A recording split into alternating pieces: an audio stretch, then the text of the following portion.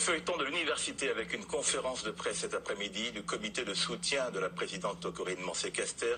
Il dénonce, ce comité, les lenteurs du ministère de l'Enseignement supérieur qui n'a toujours pas publié le décret qui officialise la création de l'Université des Antilles. Il accuse également, ce comité, Victorin Lurel de vouloir saboter le projet et il reproche à Serge Letchimy son silence. Yannick Dulliot, Patrice Châteaunegat.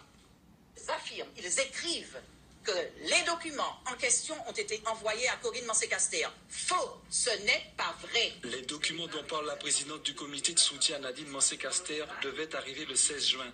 Il s'agit d'un projet de décret et d'ordonnance dessinant les contours de la future Université des Antilles, destinée à être soumis pour avis à plusieurs instances de l'institution. Des ébauches du projet sont en circulation, mais rien d'officiel. Le siège des informations ne sont pas venus.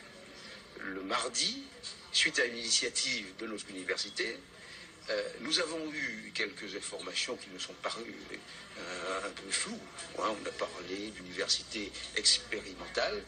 Bref, il nous a semblé que le gouvernement, le ministère, revenait sur sa position d'installer une université des Antilles dotée de 2 pôles autonomes. En réponse à une mobilisation enclenchée très tôt dans la matinée par une partie de la communauté universitaire, la secrétaire d'État à l'enseignement supérieur a très tôt répondu aux reproches, entre autres par le biais de communiqués. Nous allons, dès la semaine prochaine, c'est-à-dire le 26 juin, réunir le comité technique de l'actuelle UAG, Université Antilles-Guyane, qui, normalement, devrait approuver, au moins qui examinera, et je l'espère approuvera, le décret.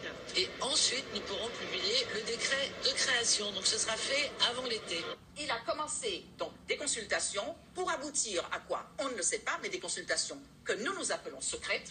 Des consultations secrètes, le mot est lâché et l'auteur serait Victorin Lurel.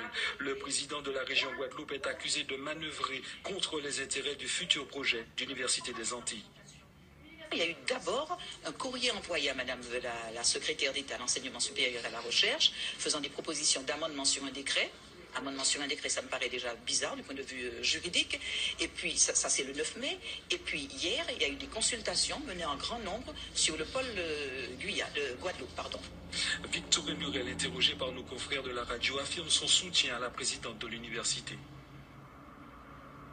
C'est du n'importe quoi, ça.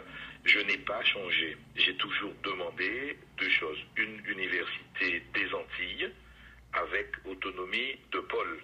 Reste à préciser ce que ça veut dire. La deuxième chose que j'ai toujours demandé, c'est d'assainir la gestion de l'université et de l'UAG.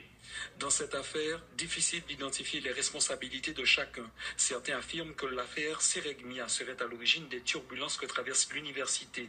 Et beaucoup pointent du doigt le silence aujourd'hui de Serge Letchimy.